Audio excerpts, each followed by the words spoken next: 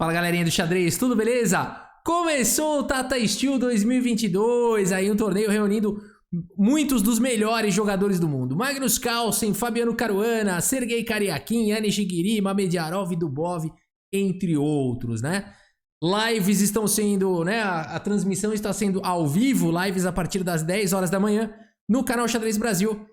E hoje, acompanhando as partidas, a gente teve aqui um espetáculo aqui entre esses dois jogadores. Danil Dubov e Mamediarov, então, a criatividade contra a agressão. Vamos ver o que acontece aqui. Realmente, o Danil Dubov é conhecido por ser um jogador criativo, vai para os sacrifícios, é o Mikhail Tal do terceiro milênio, né? E o Mamediarov, o lenhador, um jogador agressivo. Vamos ver, espetáculo aqui, só pode ser espetáculo. Aqui, Danil Dubov abriu com o peão dama, eu deixei nesse layout aqui os tempos dos jogadores, tá? 1h40 para cada jogador. Então são 100 minutos para fazer 40 lances. Chegou no lance 40, ganha mais 50 minutos. Chegou no lance 60, ganha mais 20 minutos. 15 minutos, perdão. E 30 segundos de acréscimo por lance, tá? Cada lance ganha mais 30 segundos de acréscimo. É bastante tempo, né? Ô Rafa, por que você não põe sempre o tempo aí? É legal esse negócio do tempo, põe todas. Não dá, né? Isso a gente só consegue nesses eventos onde a gente tem esse registro. Você vai pegar as partidas antigas ou muitas vezes você não tem essa informação, tá bom? Bom, aqui Danil Dubov abriu com peão dama. Temos aqui D5 pelo lenhador, C4, o gambito da dama. E aqui o Mamediarov vai para a defesa eslava, né? Quando responde com E6 é o gambito da dama recusado. Quando responde com C6 é a eslava. Quando captura é o gambito da dama aceito. Então a partida seguiu com a eslava. Cavalo em F3, cavalo em F6, cavalo C3 aqui pelo Dubov e E6. A defesa semi-eslava. Jogou C6 e depois jogou E6. Fica essa formaçãozinha aqui, chama semi-eslava. Aqui G3 foi jogado pelo Dubov, D por C4. O lenhador aí falou, o quê? Você vai fazer fianqueto? Dá esse peão pra cá. Guardou no bolso, guardou lenha já. O lenhador já pegou madeira. A partida seguiu com bispo G2, B5 agora aqui pelo lenhador. Já chegou atacando. Cavalo E5 aqui pelo Danil Dubov. Atacando fortemente aqui em C6. E o lenhador fala, o quê? Aqui B5 também tá atacado, né? Porque o peão fica cravado e tudo mais. O lenhador fala, não. Protegeu aqui em B5 agora, né? E deixou o peão de C6. E o Dubov aqui decide fazer o roque. Ele fala, não tô interessado em peão. No peão não me interessa, né? Ele poderia capturar aqui em C6. Não tem nada de errado nisso. Poderia seguir aqui com dama B6. E o jogo vai embora com chances pros dois lados. Aqui cavalo por B8, torre por B8 e a partida vai embora. Poderia seguir normalmente assim, mas o Danil Dubov fala o quê? Eu vou fazer o roque, não quero nada de peão. Bispo B7, o lenhador segura a rapadura. Agora B3 aqui pelo Dubov e B4. O lenhador já chega atacando, o cavalo vai pro canto e agora C3. E aqui, ao vivo, eu falei, puxa vida, como esses caras entendem de xadrez. Porque a barrinha tá dando que tá equilibrada aqui a partida, ó. O Stockfish NNUE tá dando equilibrado. E na nossa impressão, fala, as pretas já estão ganhando, tem um peão a mais, tem um peão passado, as brancas tem um cavalo no canto, né, e tudo mais. Mas vamos ver o que o Dubov tem aqui, a criatividade do Dubov. Cavalo C4 agora aqui pelo Dubov. E realmente, o Dubov parece estar melhor desenvolvido, né? Então aqui já controlando casas importantes. A5 foi jogado e agora evitando, né, ou evitando aqui o lance cavalo A5, que seria muito forte no futuro, né? Aqui também dá a casa de A6 para as peças jogarem, né? Mas a dama ficaria sempre guardando a casa de A5 e tudo mais. Aqui A3 foi jogado pelo Danil Dubov, bispo em A6. Então aí a ideia do lenhador jogar com bispo em A6. Bispo F4 pelo Dubov ganhando bastante espaço. E aqui um lance assustador do lenhador, porque o melhor lance da posição é bispo B5. Você fala, não, ele não vai jogar isso. O lance mais natural aqui é jogar cavalo D5, bloqueia o bispo de casas claras, ataca o bispo. É um lance que 99,9% dos jogadores aqui fariam nessa posição. E o lenhador faz o assustador bispo B5 aqui, o melhor lance segundo as engines, né? Realmente muito monstruoso o jogador, trazendo mais uma proteção aqui para C6. A E4 foi jogada aqui pelo Dubov, bispo em E7 e agora cavalo de A em B6, Dubov atacando a torre. Torre em A6 e aqui a confusão começa. A4 aqui o Dubov tá atacando o bispo e o lenhador manda torre por cavalo aqui, olha só, lenhador agressivo, né? Porque se o cavalo capturar aqui, tá caindo a torre lá, né? Então agora o Dubov captura o bispo, recupera a sua peça e o lenhador captura agora aqui com a torre, mais um peão, né? Vou falar, ô Rafa, não era bom capturar aqui de peão, né? Já fica atacando aqui o cavalo? Na verdade esse lance não foi jogado pelo lenhador, porque simplesmente vai perder qualidade, né? Então não vale a pena que a torre tá atacada. É por isso que aqui nessa posição, torre por B5, né? E aqui o lenhador fica com 2 peões a mais, galera. Olha isso, que bizarro. 2, 4, 6. O lenhador tem todos os peões, tem 8 peões aqui. Bom, o Danilo Dubov segue aqui com torre A2 e a gente fica pensando, não é possível. E a barrinha dando meio, né, uma pequena vantagem aqui para as negras, 1.4. Você fala, não é possível, as pretas estão ganhando aqui. Roque foi jogado agora pelo lenhador e aqui dama em A1. E olha o que acontece com a barrinha. A barrinha já não entende mais nada. A barrinha já dá aqui que o lenhador tá ganho, né? Quanto mais escura aqui a barrinha, maior vantagem das negras. Quanto mais clara a barrinha, maior vantagem das brancas. Então aqui a barrinha tá na balança aqui, falando que as negras estão muito bem, porque agora pendurou o peão do centro. Será que ele pendurou ou sacrificou aí? Danilo Dubov será o Mikhail Tal do terceiro milênio. A partida seguiu com dama por D4 e agora a torre D1, atacando aí a dama. A dama volta lá para A7 e aqui cavalo por A5. Danilo Dubov pelo menos recupera um peão. Ele tava com 3 peões a menos. Aqui a gente brincou. Dá bate logo, Danilo Dubov. Estão acabando os peões, né? Tá acabando os peões do Dubov e o lenhador tinha todos os peões até agora. Aí a gente falou, agora ele mexeu no vespeiro.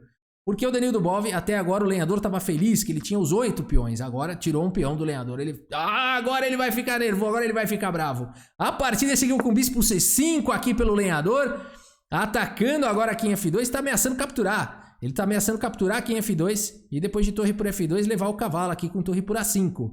Né? Então a grande ameaça é essa. E o Dubov fala, você quer capturar lá? E agora você faz o quê? Cavalo por C6 aqui pelo Danilo Dubov, atacando a dama 2 vezes. Um lance espetacular aqui do Danilo Dubov. E o que jogar aqui de negras, o lenhador vai pro único lance da posição, galera. O único lance da posição. Um lance brilhante aqui do lenhador agora. Ele vai para esse espetacular lance bispo F2 e a confusão já começa, né? Porque o que está acontecendo aqui? A dama está atacada. A dama está atacada, não adianta tirar a dama, jogar um dama B6, por exemplo. Aqui o Danilo Dubov fica muito bem, né? Pode jogar só um cavalo por B8 aqui. A partida vai embora ainda bem confusa, né? Ainda pode existir temas de bispo por F2 e tal, mas tá bem aqui o Dubov na posição, né? Não tem nada de errado. Agora, o lenhador vai para esse espetacular lance aqui, bispo por F2, confusão total. O que está acontecendo? Se torre por F2 não foi o lance jogado, aqui a dama não está mais atacada pela torre, olha só, né? Então o ponto todo é esse, desviar e seguir capturando normalmente aqui em C6. O cavalo está protegendo a dama, se dama por A7, cavalo por A7, e as pretas têm 2 peões a mais, um final aqui vencedor, peão passado e tal. Uma posição muito vantajosa aqui para o lenhador, né? Então por isso que é espetacular aqui esse lance bispo por F2. O Danilo Dubov percebendo tudo isso... segue aqui com o lance rei H1 foi jogado, mantendo agora a dama atacada várias vezes. E agora sim o lenhador segue com dama B6. O Danilo Dubov segue com bispo por B8, agora tá caindo aqui o cavalo, dama por C6 e agora E5 aqui. O Danilo Dubov ataca o cavalo, ataca a dama. E agora, lenhador? Bom, o lenhador tem alguns lances aqui para escolher para onde ele vai com o cavalo. Ele faz o lance cavalo E4, tá? Os computadores falam que talvez cavalo D5 fosse um pouco melhor, com a ideia de sacrificar a qualidade. Por exemplo, o bispo D6, né? Aqui, o que as brancas vão querer fazer? Salvar o bispo tá atacado, você vai salvar e atacar essa torre. E aqui os computadores falam que o lenhador poderia jogar com bispo C5 aqui, deixando a torre e tentando jogar no longo prazo em cima desse peão passado. Bastante interessante a estratégia de jogar, por exemplo, o G6, passar a torre para a coluna C, avançar o peão e o bispo aqui em H6, dando suporte para a casa de promoção do peão e com uma partida provavelmente vantajosa para as negras aqui, né? Por conta do peão passado, a força do peão passado ia provavelmente vencer aqui para as negras, né? Então, cavalo D5 era o lance mais promissor aqui da posição, mas tudo isso é muito difícil de ver. O tempo deles aqui já tá caindo, né? A posição é tão complicada. Olha o tempo deles aqui, o lance 25. E o tempo deles já tá ruim, né? Então aqui o lenhador segue com cavalo E4. Ainda assim a posição é perigosíssima. O menino do Bob segue aqui com bispo D6. E aqui a barrinha já tá falando que tá 4 de vantagem para as negras. Gente, não é possível esse Danilo do Bob. Ele realmente é o Mikhail Tal, porque ele continua jogando e criando dificuldade aqui. Agora a torre tá atacada e o lenhador segue com torre D8. Esse lance foi o erro aqui do lenhador. O que ele tinha que fazer nessa posição para manter a vantagem? Bom, se ele tivesse mais tempo no relógio e tudo mais, talvez ele pudesse calcular o lance bispo E3. O lance que dá suporte para o peão passado, a chave toda da posição tá no peão passado. Vale a pena sacrificar a qualidade por conta do peão passado, né? Por exemplo, o bispo por F8, C2 aqui seria uma continuação bem legal. E depois que a torre saísse, poderia jogar aqui com o rei por F8 e existe a ameaça de promover aqui o peão, né? Torre por C2 seria o lance a ser jogado e não torre por E3 aqui seria desastroso, né? Simplesmente o peão tá promovendo aqui para a dama. Então aqui teria que seguir provavelmente com torre por C2 com a seguinte ideia. As brancas teriam um tático aqui. Torre por C2, dama por C2 e a dama vai lá para 8 da cheque. E ó quem tá caindo na sequência, o cavalo que vai estar atacado 2 vezes aqui pela dama e pelo bispo, né? Então seria uma sequência interessante. Mesmo assim as pretas ficam bem aqui. Por exemplo, depois de dama C2, dama em A8, cheque, rei E7, bispo por cavalo. As pretas, por incrível que pareça, estão melhores aqui. Você fala, mas como? Agora o bispo tá atacado, não tem problema. Dama C7 aqui resolve a posição. Tá caindo o bispo. Na verdade não, porque dama C1 dá cheque e ganha a torre. O bispo tá blindado. Poderia seguir com dama A4 a partida atacando agora a torre e a torre voltaria para B8. Qual que é o ponto todo? Depois de um lance, continua existindo o tema, né? O bispo continua blindado. Aqui depois de um lance, por exemplo, como dama C6, propondo trocas, daria para trocar e esse final ele é ganho para as negras. Por quê? Porque esse peão vai cair. Então, por exemplo, aqui depois de torre E4, bispo C3 e não tem como evitar aqui a torre chegando na casa de C5, e você fala, mas é um final de bispos de cores opostas. Mas são 2 peões a mais e provavelmente serão 2 peões passados e conectados no futuro, tá? É um pouco sofisticada essa análise, de fato, né? Então, por isso que não foi jogado dessa forma, né? Por isso que aqui acabou não seguindo dessa maneira com o bispo E3. É bem sofisticada essa análise, eu tive que usar aí computadores com redes neurais ali, deixar um servidor dedicado rolando bastante tempo, porque é uma análise bem difícil, né? Então não dá pra julgar aqui o lenhador segue com um lance aqui bastante lógico da posição, torre D8, e agora o Danilo Bov tá de volta, porque ele segue agora não com torre por bispo, você fala, torre por bispo, agora o cavalo tá cravado, não dá galera, torre por bispo, cavalo por bispo, cheque, cavalo por bispo, cheque, né? Então não dá pra fazer isso. Então aqui o Dubov segue com torre E2 e o cavalo tá atacado agora 2 vezes e tá cravado. Espetacular! A partida seguiu com F5 e agora E por F6. O Danilo Dubov abandona a proteção aqui. Não abandona a partida não, abandona a proteção do bispo aqui pra poder eliminar o defensor do cavalo. E aqui o lenhador então segue com C2, olha que espetáculo atacando aí a torre. E aqui o Danilo Dubov segue com o lance da posição F7 cheque, que linda essa partida. Que linda essa partida, F7, um lance maravilhoso. Por quê?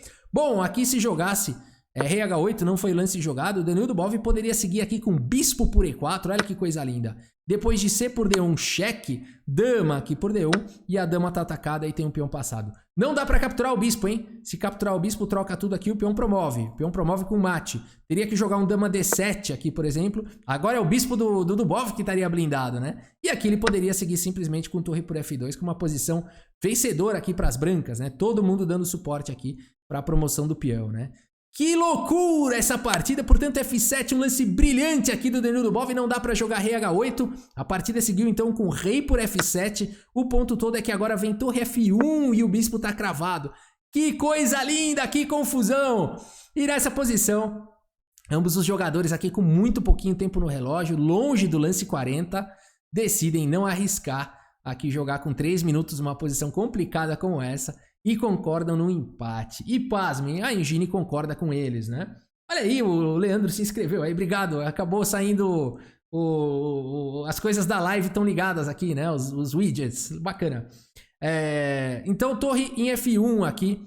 Por que eles empataram? Por que a leitura deles está correta, né? Bom, a Engine concorda com eles, né? Como é que dá para continuar aqui essa partida?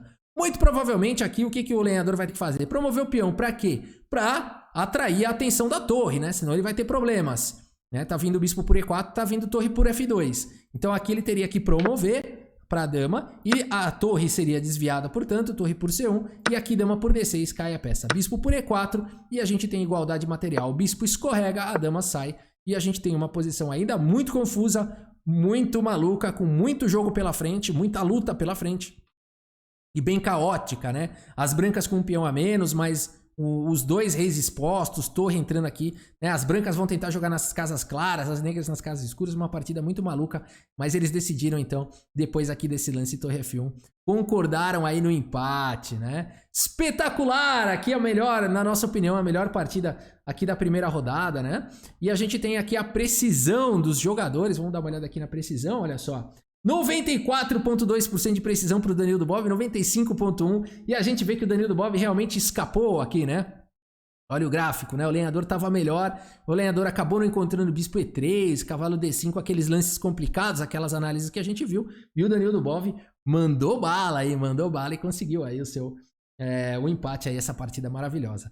Tá bom, pessoal, a gente segue cobrindo então mais partidas do Tata Steel todos os dias ao vivo a partir das 10 horas da manhã, tá bom? Estão todos convidados. E é isso, muito obrigado pela sua audiência, um grande abraço para todos vocês e até a próxima. Valeu!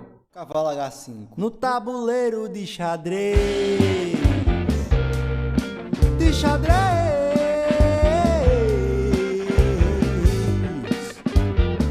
No tabuleiro